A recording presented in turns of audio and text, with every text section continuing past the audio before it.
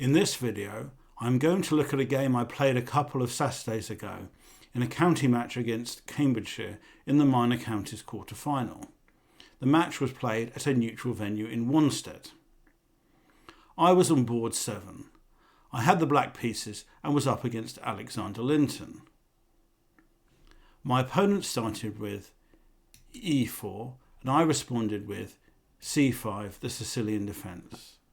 Play went knight f3, knight c6, d4, c takes d4, knight takes d4, e5, knight b5, d6, the Kalashnikov variation. This variation was conceived by Sveshnikov as an improvement on the variation named after him. The basic idea is to delay the development of the knight to f6 so as to avoid the immediate bishop g5, which is the main line of the Sveshnikov. This, however, does allow white some other possibilities.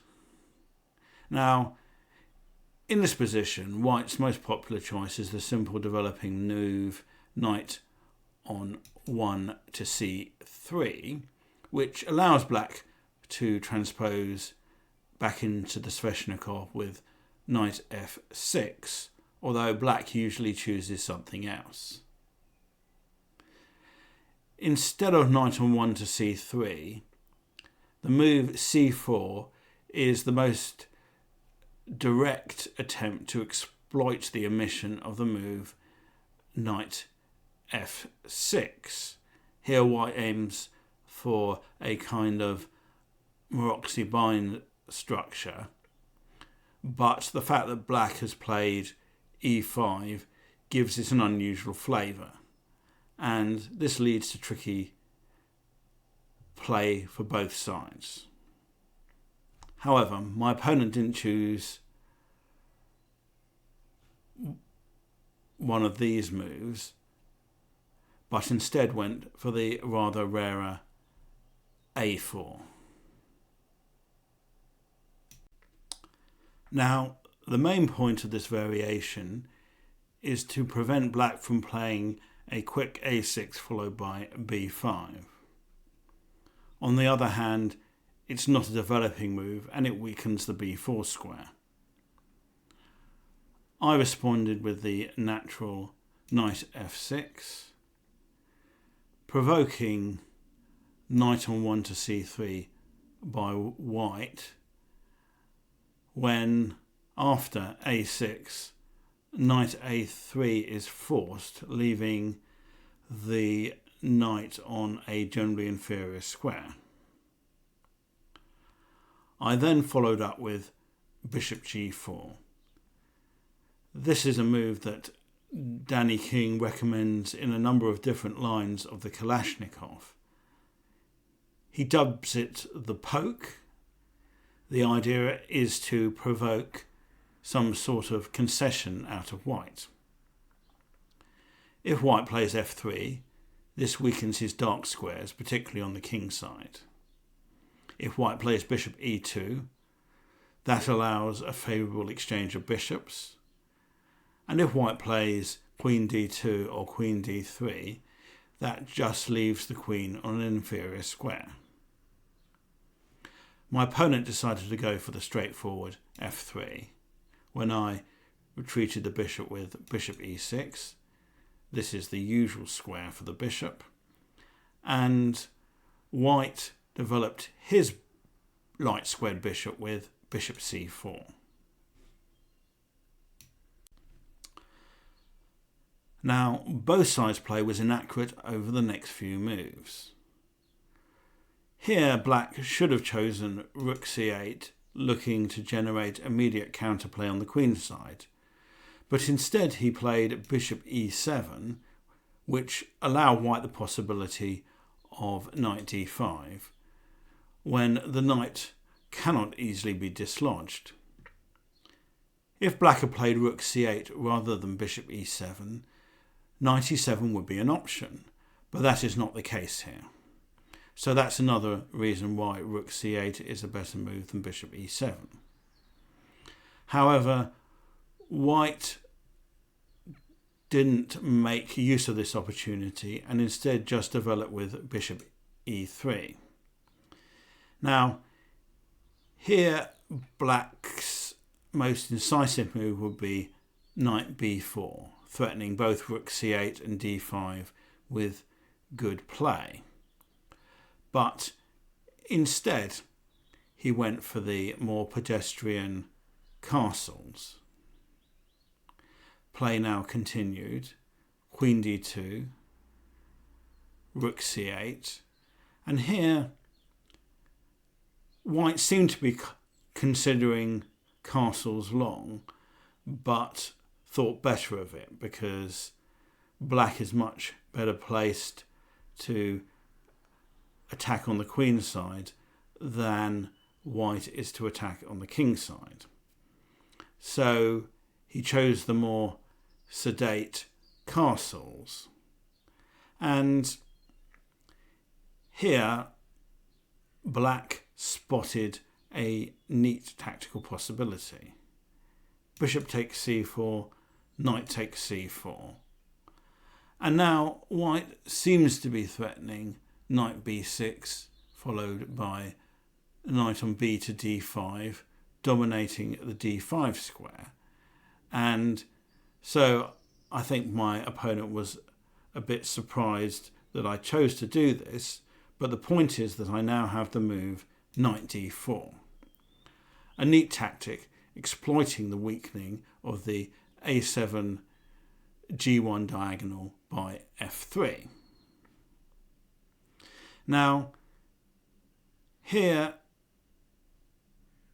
white should have played the move b3, just protecting the knight on c4, when obviously black's position is perfectly fine, but white hasn't suffered an immediate disaster.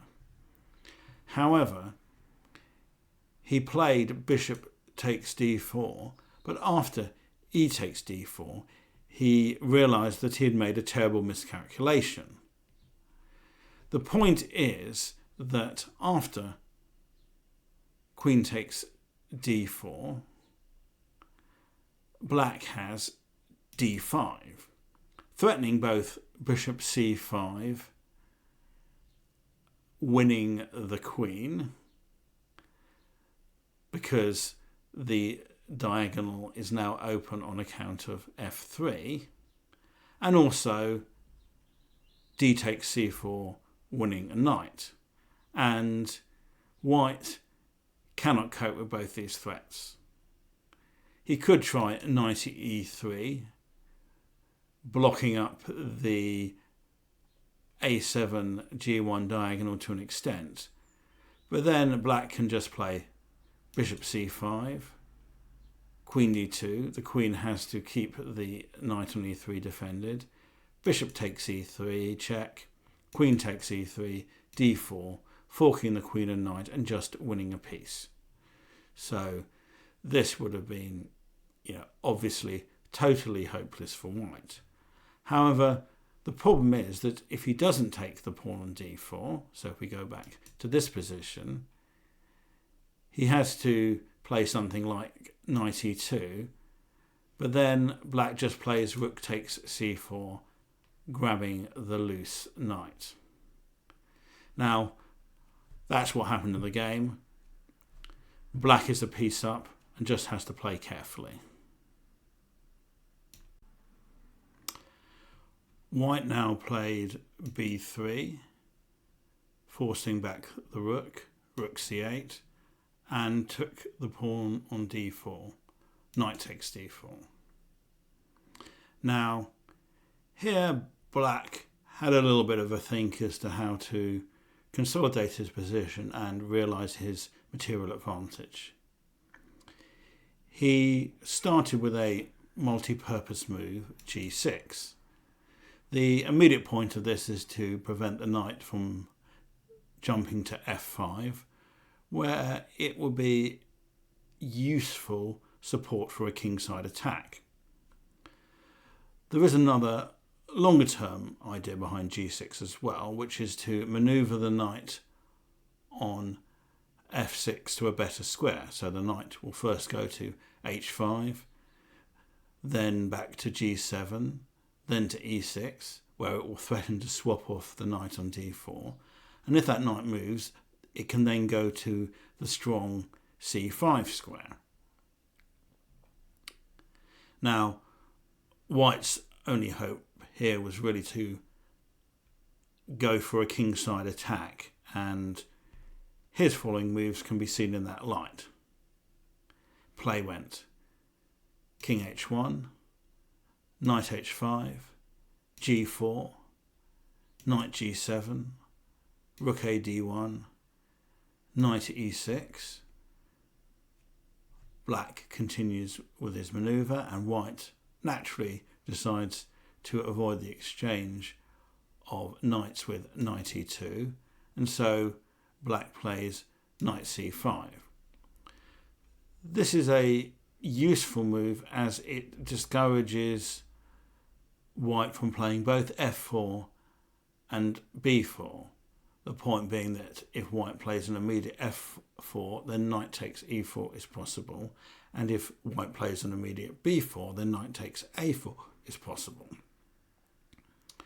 So white has to make some preparatory moves if he wants to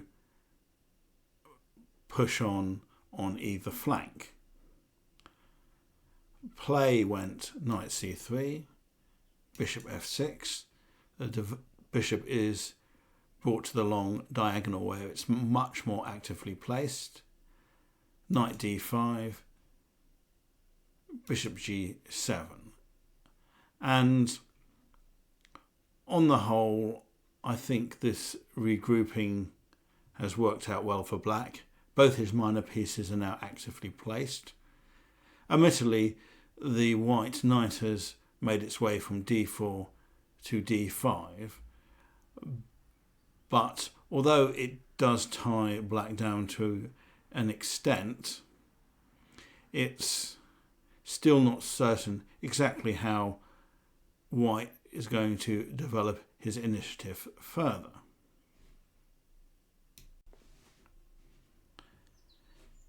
Queen g2. White prepares f4 by covering e4. King h8. This seemed a useful prophylactic move, as otherwise black's queen is tied down to covering the e7 square, preventing knight e7 check by white. f4. Rook e8. Hitting e4. Rook on d to e1. Protecting e4. Now, here, white was clearly sooner or later going to make a move on the king side, and black therefore decided that it was a good idea to create some counterplay on the queen side to distract him, and so he played b5. Play went a takes b5, a takes b5. White now decided to go for it on the king side with f5, threatening f6, but this allows bishop e5, bringing the black bishop to an even stronger square where it influences events on both flanks. f6. White has a somewhat optimistic idea here of playing his queen round to h6 and g7 with mate, but this will require a lot of cooperation from black, which is not forthcoming. Knight e6, a useful dual-purpose move, defending g7 while opening the way for the rook on c8 to attack down the c-file. g5. White is hoping to build up an attack down the h-file, but black can counter-attack on the queen side. Queen a5. Rook e3. Queen a2. Black hits c2 and white has to respond to this threat. Knight b4. Queen a7. Black hits the rook on e3. Rook h3. White now starts throwing all his pieces into the attack, but he can't create anything quickly enough. Meanwhile, Black's pieces are very effective in the centre and on the queen side. Knight f8. Black anticipates any possible threats against the h7 pawn. Rook h6. White isn't really threatening anything at the moment, so Black decides to create some threats of his own. Bishop c3, hitting the knight on b4. Knight d5. Queen d4, hitting the pawn on e4. Knight e7. Rook a8. Black now threatens rook a1, swapping a pair of rooks. Rook h4. This was a sign that White had run out of ideas, while acknowledging that Black's play on the queen side was strong. Rook a1. Rook takes a1. Bishop takes a1. Queen h3. Queen d1 check. King g2. Queen e2 check. King h1. Bishop d4. Black threatens queen e1 check with a quick mate.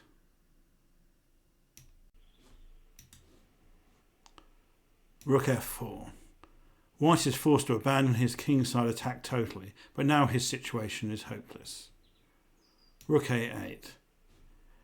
Rook f1. Rook a1. Black forces off a second pair of rooks. Rook takes a1. Bishop takes a1. Queen g2. Queen e1 check. Black first wins the pawn. Queen g1. Queen takes e4 check. Queen g2. Now Black was hoping to force a quick mate, but soon had to concede that he had to go into an endgame. Queen e1 check. Queen g1. Queen e5. Queen g2. Queen e1 check. Queen g1. Queen takes g1 check. King takes g1. Knight e6. This endgame is obviously winning for Black. Knight c8. Bishop e5. h4. h6. King g2. H takes g5. H takes g5. Knight takes g5. Knight a7. b4. Knight c6. Bishop c3. And White had finally had enough here, and so resigned.